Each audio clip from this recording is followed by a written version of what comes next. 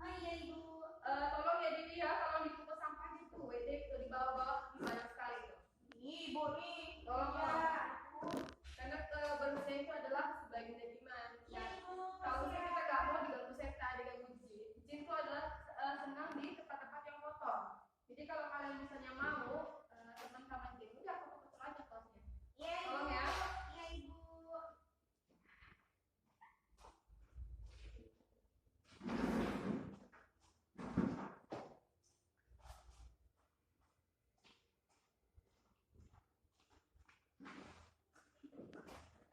Baik. Sebelum kita melakukan kegiatan hari ini, baiknya kita melafalkan doa supaya kegiatan kita hari ini diridhoi Allah Subhanahu wa Ta'ala. Untuk anak-anak sekalian, mari kita berdoa sama-sama dengan membaca Al-Fatihah serta membaca doa belajar, ya. Iya Ibu. Berdoa dimulai. Bismillahirrahmanirrahim. Alhamdulillahirabbil alamin. Ar-Rahmanir-Rahim. Maliki yaumiddin. Iyyaka na'budu wa iyyaka nasta'in. Ihdinas siratal mustaqim. Siratal ladzina an'amta 'alaihim khairil maghdubi 'alaihim waladdallin. Amin. Rabbi zidni ilma warzuqni fahma birahmatika ya arhamar rahimin. Shadaqallahul azim. Mudah-mudahan apa yang kita jalankan hari ini dimudahkan oleh Allah dan bisa bermanfaat untuk sebagai amal kebaikan kita yang akan dipertanggungjawabkan nanti di padang mahsyar. Oke. Sebelum kita lanjut di pembelajaran, Ibu mau absen dulu. Iya Ibu. Dewi Suryani, Hadir. Nola, Hadir. sepertinya Riki nggak ada ya? Iya Ibu. Boleh tahu kawan kalian kemana? Riki tuh kalau nggak salah dia nggak ada motor Bu. Oh, nggak ada Nggak motor. ada yang ngantar. Oh, jadi kenapa nggak sekalian sama kalian tadi berangkatnya? Nggak tahu Bu dia nggak. Harusnya tadi teman-teman kalian ini adalah saudara ya. Jadi alangkah baiknya kita saling bantu tolong menolong. Dia nggak mau ngisi bensin Bu. Nah, itulah makanya kalau misalnya ada teman yang kesusahan, alangkah baiknya kita bantu. Kita saudara nggak? Saudara Ibu. Saudara muslim? Muslim Ibu. Iya, sekelas juga kita semua ada saudara. Kalau misalnya ada apa-apa tuh dibantu temannya ya. Iya Ibu. Mela, Hadir. Ningsi, Udah hadir Bu dia. kemana dia? Katanya dia mau pergi jenguk neneknya yang sakit. Yayan, hadir. Nono, Hadir. siapa nih? Riko, hadir. Oke. Alhamdulillah teman-teman banyak yang hadir ini. Mudah-mudahan yang sakit segera disembuhkan, yang penyakitnya Allah Subhanahu wa Ta'ala dan bisa bergabung kepada bersama-sama lagi kepada kita ya. Amin amin ya rabbal alamin. Oke. Ibu mohon HP, pulpen, misalnya untuk buku-buku yang selain mata pelajaran Quran hadis disimpan dulu ya. Baik. Tolong kesiapan belajarnya disiapkan dulu, mentalnya, jiwanya, jiwa dan raganya tolong disiapin, jangan sampai keluyuran kemana-mana, oke? Iya Ibu. Materi lalu Ibu ada membahas tentang amanah. Masih ingat? Oke. Amanah tuh contohnya kayak gini Kak. Kita dipesankan oleh seseorang dan kita tuh harus menyampaikan sesuai apa yang dipesankan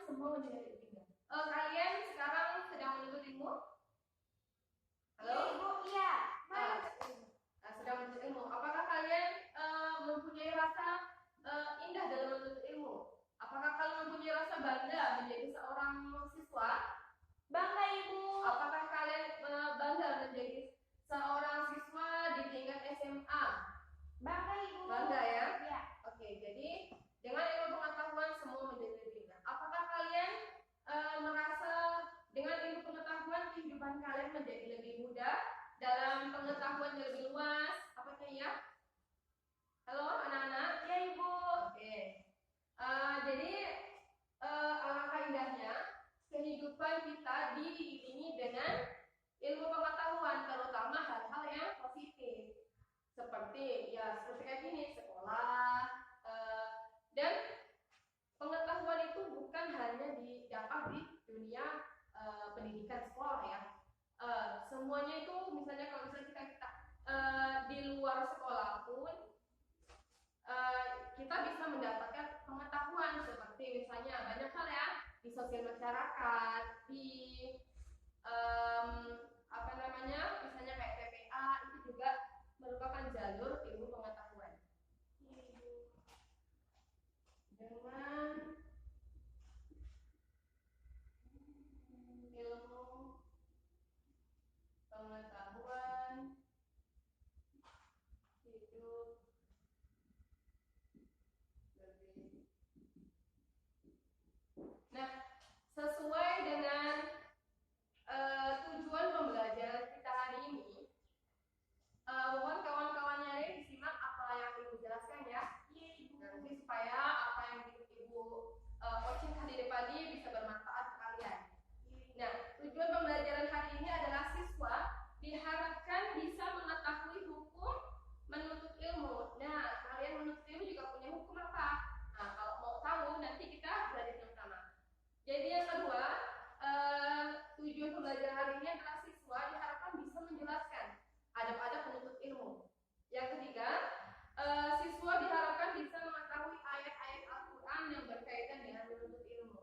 Nah, mudah-mudahan tujuan pembelajaran kita hari ini dapat tercapai semua, terangkum semua apa yang kita tunjukkan pada hari ini ya. Oke, peta konsep ya.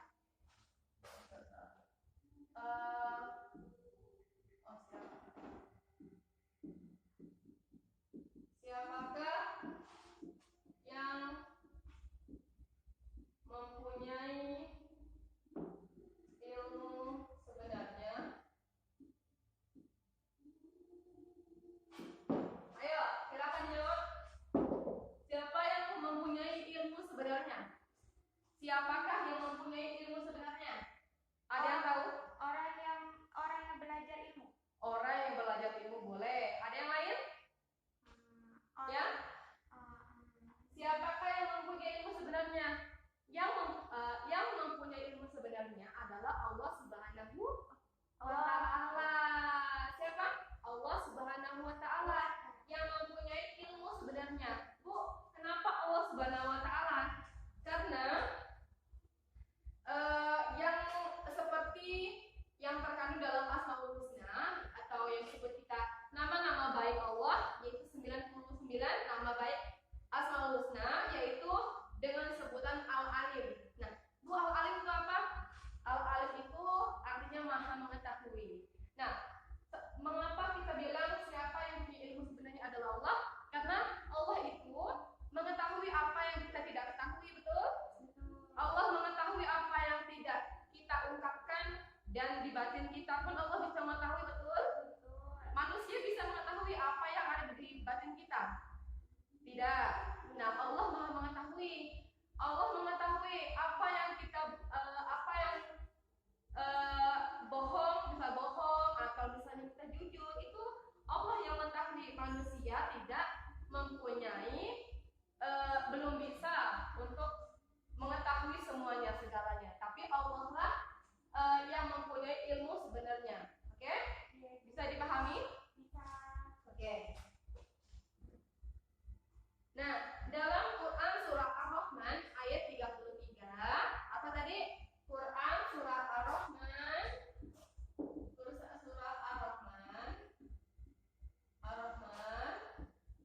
ayat 33 yang artinya pentingnya ilmu pengetahuan bagi umat manusia. Nah, dengan ilmu pengetahuan manusia dapat mengetahui benda-benda di langit. Nah, jadi dengan ilmu pengetahuan kita dimudahkan mengetahui apa-apa yang ada di langit. Kita bisa mengetahui apa-apa yang ada di luar angkasa dengan apa? Dengan ilmu pengetahuan.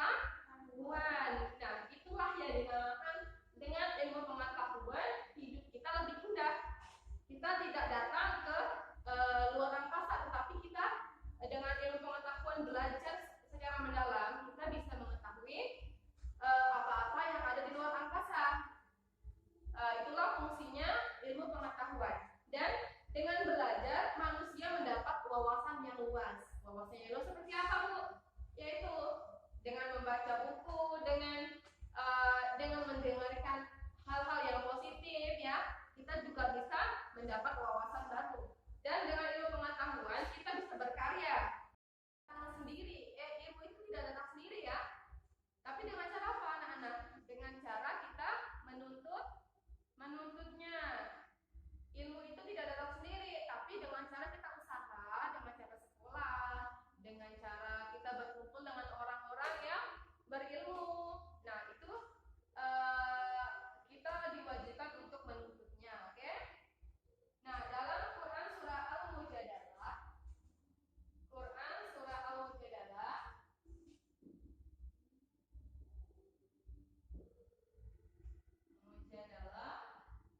ayat 11 yang berbunyi, ya ayyuhalladzina amanu idza qila lakum tafassahu fil majadi fashasu yafsahallahu lakum wa idza qila fansuru yarfa'allahu alladzina amanu minkum walladzina utul ilma darajati wallahu bima ta'maluna khabir. Nah, dalam Quran surah Al-Mujadalah ini yang artinya wahai orang-orang yang beriman, apabila dikatakan kepadamu, berikanlah lapangan di majelis-majelis ilmu, maka lapangkanlah, niscaya Allah akan memberikan lapangan bagimu. Nah, dan apabila dikatakan berdirilah kamu, maka berdirilah. Jadi apabila kita disuruh berdiri, kata Allah, nah berdirilah kamu, niscaya Allah akan mengangkat derajat orang-orang yang beriman di antara orang-orang yang diberi ilmu beberapa derajat. Nah, dari isi kandungan Quran surah Al-Mujadalah tadi, kita dapat mengambil keutamaan manfaat ya. Jadi keutamaan yang orang-orang yang beriman memiliki keutamaan. Apa tuh, Bu, keutamaannya? Yang pertama, orang yang beriman akan ditinggikan Allah derajatnya. Apa? Orang-orang yang beriman akan ditinggikan Allah derajatnya dari orang-orang yang tidak beriman. Nah, bisa diambil contoh, nanti Ibu kasih contohnya ya. Selanjutnya, orang-orang yang beriman adalah orang-orang yang mulia di hadapan Allah. Bangga tak kalian menjadi orang-orang yang beriman, orang-orang yang mulia di hadapan Allah? Bangga. Karena apa? Karena kita menjadi orang-orang yang mulia di hadapan Allah dengan cara menuntut ilmu. Karena dengan cara menuntut ilmu itu kita patuh terhadap perintah Allah Subhanahu wa taala. Sedangkan orang-orang yang memiliki pengetahuan luas, kita menjadi dihormati oleh orang ramai. Kok bisa, Bu? Ya iya. Apabila kita mempunyai pengetahuan luas, kita dihormati oleh orang lain, misalnya nih dalam sebuah forum, kita misalnya disuruh menjadi MC.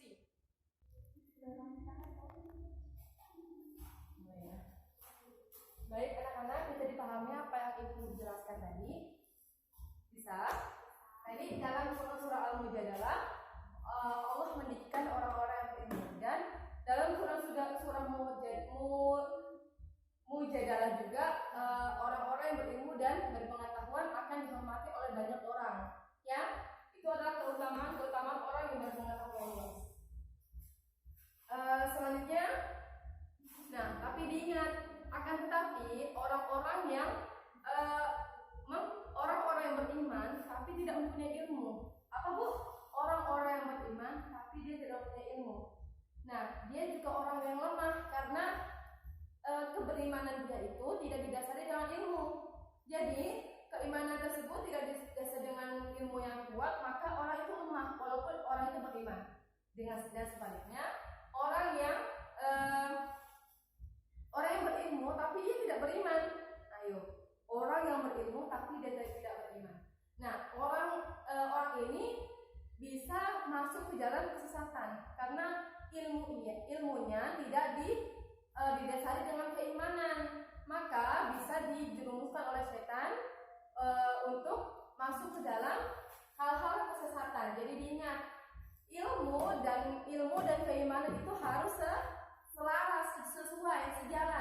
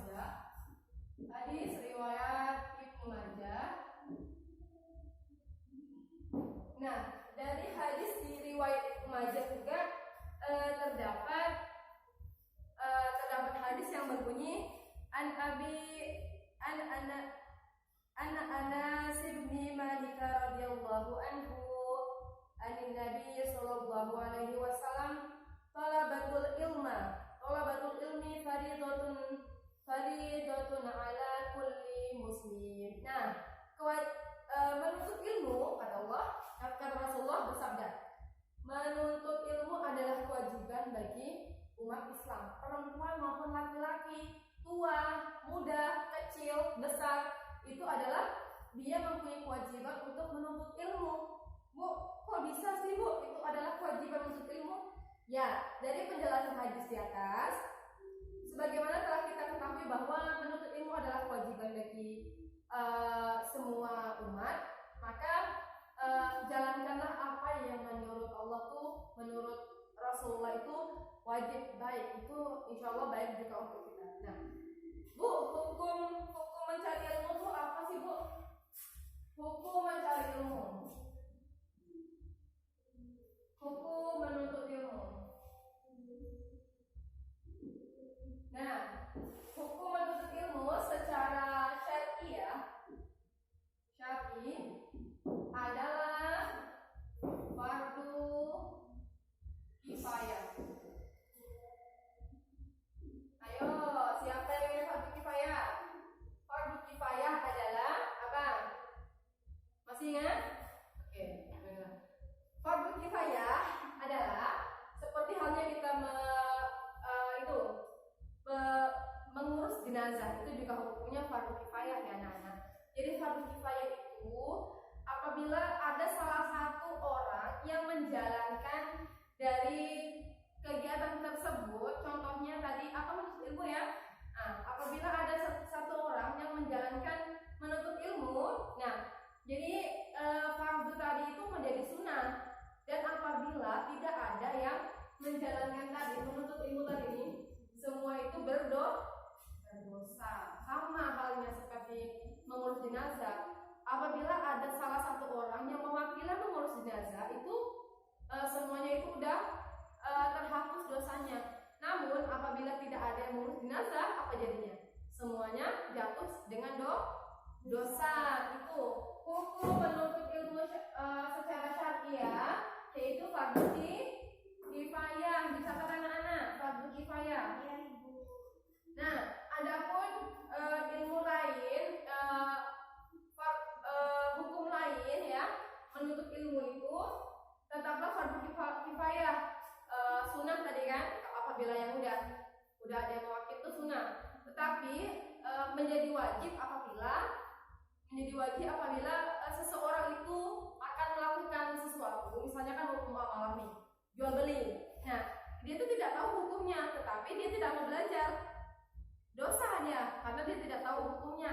Tetapi itu menjadi hal wajib. Nah, orang itu harus belajar dulu baru bermuamalah. Nah, di situ adalah hukumnya menjadi wajib supaya muamalah tersebut sesuai dengan prinsip-prinsip Islam. Apa tadi bunyi ini hadis riwayat Ibnu Majah apa? Thalabatul ilmi faridatun ala kulli muslim. Nah, kewajiban apa tadi anak-anak? Kewajiban menuntut ilmu adalah apa? Wajib. Ingat-ingat hukumnya tadi apa? Nah, hukum menuntut ilmu adalah dalam syariat adalah apa tadi? Fardu kifayah. Oke. Dari Ibnu ya, hadis riwayat Abdullah Ibnu Amr. Nah, dari hadis riwayat Abdullah Ibnu Amr dijelaskan bahwa sesungguhnya kata Rasulullah bilang, sesungguhnya Nabi Muhammad bersabda, sampaikanlah perkataanku kepada umat walaupun satu ayat. Coba diulang, sampaikanlah perkataanku walaupun satu ayat. Nah, satu ayat, dan kisahkanlah kisah Bani Israel, dan itu tidak masalah dia berdosa, tetapi tidak tidak berbohong, dan tidak mengada-ngada ya. Jadi sampaikanlah kepadaku walaupun satu ayat. Nah, Rasulullah juga menekankan tuh untuk menyampaikan kepada orang lain walaupun hanya satu ayat. Nah, kita nih sebagai ibu sendiri nih, sebagai pendidik ya, menyampaikan walaupun satu ayat kepada kalian, satu perkataan hal baik kepada kalian, untuk apa? Memperluas wawasan kalian. Tetapi jangan sampai kita hanya berdusta, berbohong. Itu yang tidak boleh ya. Itu berdosa. Dan kata Allah, kita boleh mengambil kisah-kisah Bani Israel. Nah, yang penting tidak keluar dari jalur prinsip-prinsip Islam. Nah, dari hadis riwayat Ibnu Majah tadi juga kita bisa mengambil kesimpulan, yaitu apa Bu kesimpulannya Bu? Nah, kesimpulan itu berdakwah dengan menyampaikan ayat-ayat meskipun satu ayat, misalnya nih satu ayat, walaupun satu ayat sih, hal-hal yang baik, misalnya tadi Bu bilang hukum menuntut ilmu adalah apa tadi menurut KI fardu kifayah Bu. Nah, jadi kalian ingat, kalian bisa memberitahukan kepada adik-adiknya yang kurang tahu ya. Nah, jadi itu adalah sebagai amal ladang kita, amal kita ya, ingat? Oke, jadi yang kedua dari hadis ini juga memberitahukan kita dibolehkannya mengambil pelajaran dari apa? Dari kisah-kisah Bani Israel, asalkan tidak menentang hal-hal menentang dari prinsip Islam. Yang ketiga dari hadis ini juga diambil hikmahnya tidak boleh memalsukan hadis. Nah, kalau misalnya kita tidak tahu sama sekali, nggak usah berbicara daripada kita berbohong.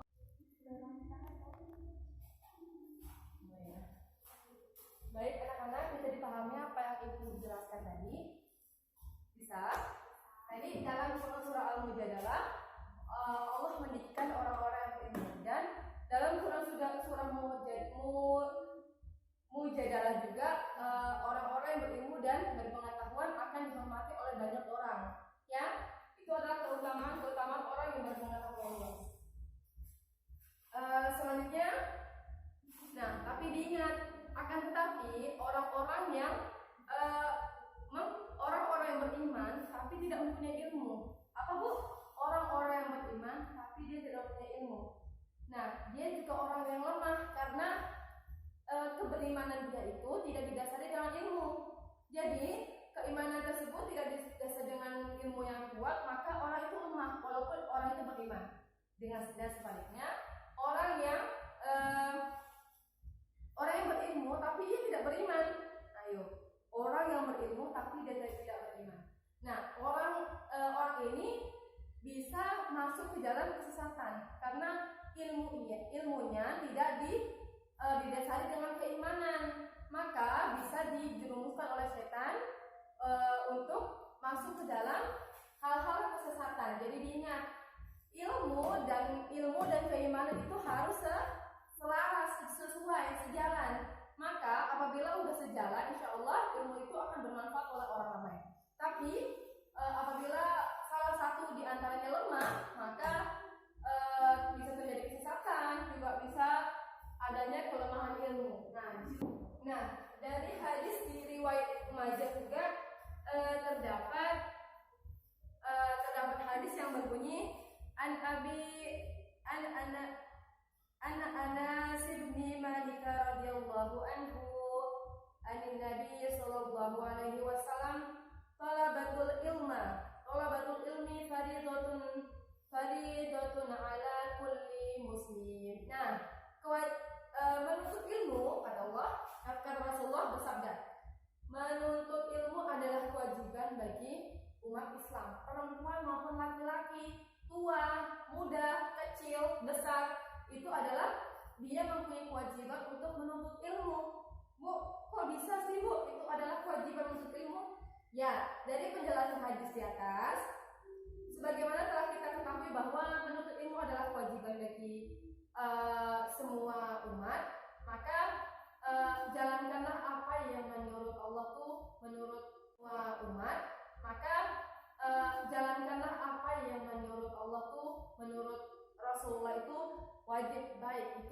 insya Allah baik juga untuk kita. Nah, Bu, hukum mencari ilmu itu apa sih, Bu?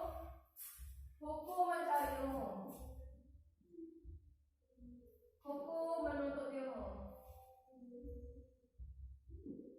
Nah, hukum menuntut ilmu secara syar'i adalah fardu kifayah. Ayo, siapa yang ingin fardu kifayah? Fardu kifayah adalah apa? Masih ingat? Oke, baiklah. Fardu kifayah adalah seperti halnya kita mengurus jenazah, itu juga hukumnya fardu kifayah ya anak-anak. Jadi fardu kifayah itu apabila ada salah satu orang yang menjalankan dari kegiatan tersebut, contohnya tadi apa, menuntut ilmu ya. Nah, apabila ada satu orang yang menjalankan menuntut ilmu, nah jadi fardu tadi itu menjadi sunnah. Dan apabila tidak ada yang menjalankan tadi menuntut ilmu tadi ini, semua itu berdosa. Sama halnya seperti mengurus jenazah. Apabila ada salah satu orang yang mewakili mengurus jenazah, itu semuanya itu udah terhapus dosanya. Namun apabila tidak ada yang mengurus jenazah, apa jadinya? Semuanya jatuh dengan dosa. Itu hukum menuntut ilmu secara syariah, yaitu fardu kifayah. Dicatat anak-anak, fardu kifayah. Nah, adapun ilmu lain, hukum lain ya, menuntut ilmu itu tetaplah fardu kifayah. Sunnah tadi kan, apabila yang udah ada yang mewakili itu sunnah. Jadi untuk materi kita hari ini kira-kira ada yang ditanyakan anak-anak? Ya. Tidak ada ya, yakin tidak ada? Oke, kalau misalnya ada nanti di kelas Google Classroom juga bisa ya untuk dipertanyakan nanti ya. Oke, selanjutnya Ibu akan menyimpulkan materi dari awal sampai akhir materi pembelajarannya. Nah, mulai dari Quran surah Al-Mujadalah tadi, Al-Mujadalah tadi yaitu diperintahkan untuk menuntut ilmu setinggi-tingginya. Nah, selanjutnya diperintahkan juga kepada umat manusia untuk selalu beriman kepada Allah Subhanahu wa Ta'ala. Selanjutnya diperintahkan untuk memuliakan orang-orang yang beriman dan berilmu. Nah, Rasulullah SAW juga menjelaskan menuntut ilmu itu wajib bagi setiap orang. Etika dalam mencari ilmu juga ada ya, tadi dijelaskan juga. Yang pertama, mencintai ilmu dan mempelajarinya. Yang kedua, menghormati orang yang memberikan ilmu seperti guru, kiai, dan yang lainnya. Yang ketiga, tidak memotong pembicaraan guru saat sedang menjelaskan. Nah, ingat tuh. Selanjutnya, mendengarkan penjelasan guru dengan serius, bukan main sendiri. Selanjutnya, syarat menuntut ilmu menurut Imam Syafi'i adalah kecerdasan, sungguh-sungguh, sabar, dan butuh waktu yang lama. Selanjutnya, menuntut ilmu itu hukumnya wajib atau fardu ain bagi semua umat manusia. Laki-laki maupun perempuan, tua maupun muda, itu wajib ya hukumnya ya. Nah, untuk